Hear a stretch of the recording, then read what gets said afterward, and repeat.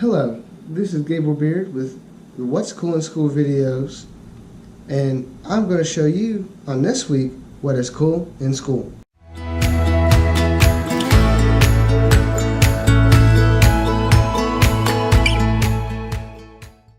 What's cooking at SHS? Students are. Yes, our students are cooking in the culinary arts classroom, taught by Chef Alexis Anderson, the new culinary arts teacher. Students learn basic safety skills before they start cooking. Juniors Arturo Arroyo and Zachary Adams-Patrick demonstrate the safe way to peel and chop vegetables, while others are already whipping up some tasty dishes. So prepping, seasoning, baking, cooking, and of course eating is happening in the halls at SHS.